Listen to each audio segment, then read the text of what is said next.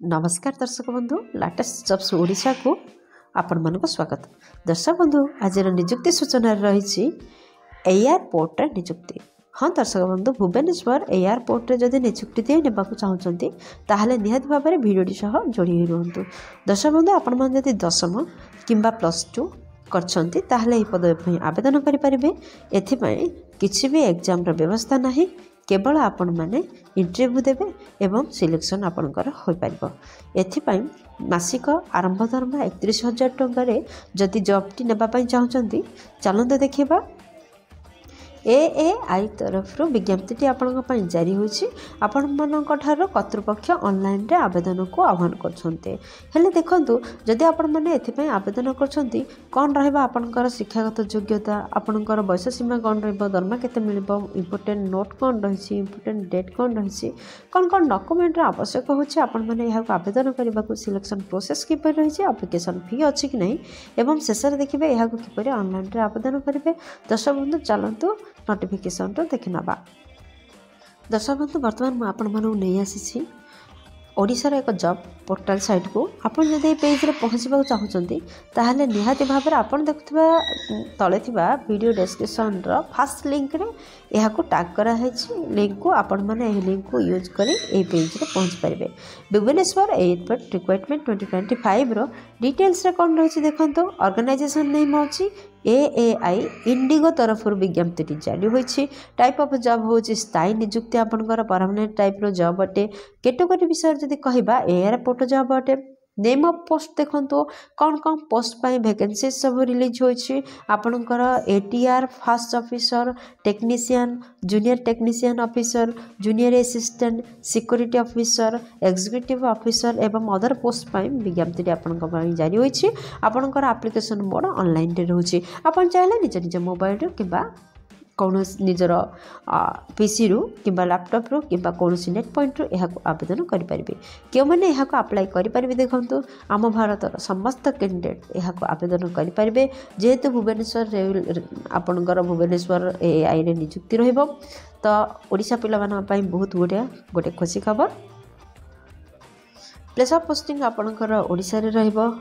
Last date जदि कहबा ताहले 28 जनवरी पर्यंत यार ऑनलाइन आवेदन चालू रही। आपण मैंने 28 भितर जनवरी 28 भितर आवेदन करंतु। जेंडर विषय जदि कहबा ताहले उभय पुरुष प्रार्थी और महिला प्रार्थी एथिपई आवेदन करें। भुवनेश्वर एयरपोर्ट रिक्वायरमेंट 2025 रो एलिजिबिलिटी क्राइटेरिया रे देखंतु प्रथमे शिक्षागत योग्यता कौन रहबा आवश्यक। दर्शक बंधु आपण मन जदि 10th किंबा +2 किंबा ग्रेजुएट किंबा डिप्लोमा जे कोनोसी स्वीकृति प्राप्त बोर्ड किंबा यूनिवर्सिटी हासिल करथांती ताहले आपण माने ही पदवी पई आवेदन कर परिबे। विभिन्न प्रकार रो पदवी पई वैकेंसीज रिलीज होई छै। आपनकर योग्यता अनुसार आपण माने नियुक्ति टिए नै परिबे। दर्शक बंधु आम जदि बयस सीमा विषय कहबा ताहले आपनकर सर्वनिम्न बयस 18 वर्ष एवं सर्वाधिक बयस जदि 30 वर्ष होइछि एवं आपण मन जदि साधारण केस आछन्ती ताहले पदवी पे आवेदन कर परिबे। यह व्यतीत गवर्नमेंट रूल अनुसार एज रिलैक्सेशन मध्य रहउछि। ओबीसी कैंडिडेट मानक पई 3 वर्षर एज रिलैक्सेशन रहउछि। एसटी एससी पीडब्ल्यूडी पई 5 वर्षर एज रिलैक्सेशन रहउछि। एक्स सर्विस मानक पई 5 वर्षर एज रिलैक्सेशन रहउछि। एनु आपण मानक जदि आपण माने जदि ओबीसी स्टूडेंट ताहले सर्वाधिक 33 वर्ष पर्यंत फॉर्म अप्लाई करि परिबे। जदि आपण माने एसटी एससी पीडब्ल्यूडी किंबा एक्स सर्विस में अटंती ताहले 35 वर्ष पर्यंत सर्वाधिक फॉर्म अप्लाई करि परिबे। दर्शक बंधु आम जदि दरमा विषय कहबा ताहले आपनकर मासिक दरमा 31,000 रु आरंभ होछि। 31,000 रु 92,000 पर्यंत मासिक दरमा रहइबो। आपण जानचंदी विभिन्न प्रकार पोस्ट पाई वैकेंसी सब जारी होइछि। आपणकर पोस्ट बा पदवी अनुसार आपणकर दरमा रहइबो। सिलेक्शन प्रोसेस किपर रहइबो देखंतु। दर्शक बंधु एथिपई एग्जाम रो किछि भी व्यवस्था नाही। आपण माने केवल साक्षात्कार देबे एवं आपणकर शेषर डॉक्यूमेंट वेरिफिकेशन हेबो एवं आपण माने नियुक्ति पाइबे। तो सब एप्लिकेशन फी विषय कहबा को जिबा जनरल ईएस आउ ओबीसी कैंडिडेट मानक पई किछि भी फीस लेखा जायनी, माने किछि भी मेंशन रहनी फी मैटर रे। जदि आपण माने ईएसएम होइथांती किंबा एसटीएससी होइथांती ताहाले आपण मानक पई फ्री रहिछि। भुवनेश्वर एयरपोर्ट रिक्वायरमेंट 2025 रो इंपोर्टेंट डॉक्यूमेंट कौन देखो दर्शक बंधु आपण मैंने जानते यहाँ ऑनलाइन आवेदन करेंगे जदि आप ऑनलाइन आवेदन करें कौन कौन डॉक्यूमेंट आवश्यकता रोचे देखो फर्स्ट आपंकर शिक्षागत योग्यतार सर्टिफिकेट और मार्कसीट आवश्यकता रोचे जमती 10th +2 +3 सर्टिफिकेट और मार्कसीट आवश्यकता रोचे सेकेंड रोचे आपंकर जन्म प्रमाणपत्र बर्थ सर्टिफिकेट आवश्यकता रोचे थर्ड रे 2टी recent colour passport size photo दरकार रहिबो फोर्थ रे कैस्ट सर्टिफिकेट आवश्यकता रोचे दर्शक बंधु आपण मन जदि साधारण कैस्ट बिलोंग करथिबे तो यार आवश्यकता नहीं नचेत अन्य कौन भी केस आसते जाति प्रमाणपत्र आवश्यकता रही या छड़ा आपंकर जब किसी एक्सपीरियंस अच्छे ताल एक्सपीरियंस सर्टिफिकेट आवश्यकता रही Bhubaneswar airport requirement 2025 important date कौन रही देखो दर्शक बंधु यार अप्लाई ऑलरेडी स्टार्ट हो सारी आपण चाहिए एवं अप्लाई करेंगे और लास्ट डेट 28 जनवरी 2025 रोचे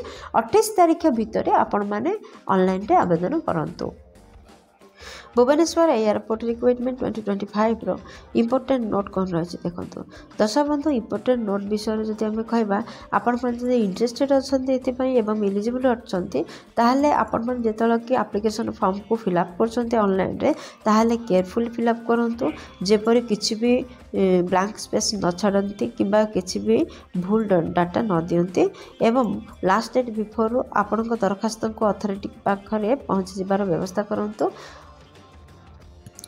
दर्शक बंधु आपने किपर आवेदन करेंगे देखो फास्ट आपण मैंने विजिट करूँ यार ऑफिशियल वेबसाइट एवं ऑफिशियल नोटिफिकेशन को देखो निहाती भाव में केयरफुल पढ़तु ऑफिशियल नोटिफिकेशन को अप्लाई करने पूर्व दर्शक बंधु आपण कह रखी जे आप देखते वीडियो तले डिस्क्रिप्शन बॉक्स रे जॉब रिलेटेड समस्त लिंक प्रोवाइड अच्छी आपण मैंने सेठारे पीडीएफ लिंक उपलब्ध रही आपर अप्लाई लिंक उपलब्ध रही आपण मैंने चाहिए सेठार माने आपण वीडियो डिस्क्रिप्शन अप्लाई करें तो जितेबाला अप्लाई कर रिक्वायर्ड डॉक्यूमेंट सब एंट्री करूँ जो रजिस्टरिंग कर कौन कौन डॉक्यूमेंट देते तार गोटे नोट करूँ आपणकर फोटो एवं सिग्नेचर को अपलोड करूँ तापर आप जहाँ डॉक्यूमेंट आपण को अथॉरिटी द्वारा जहाँ सब डिक्लेरेशन दि जाए भल भाव में पढ़तु एवं से एग्री हूँ दर्शक बंधु आपण मन कहे जे जदि आपण मैंने सबमिट बटन रे क्लिक करने चाहते ताहले क्लिक करने पूर्व आउ थे तर टे चेक कर दिंतु आपण मन दरखास्त को देन सबमिट बटन रे क्लिक करूँ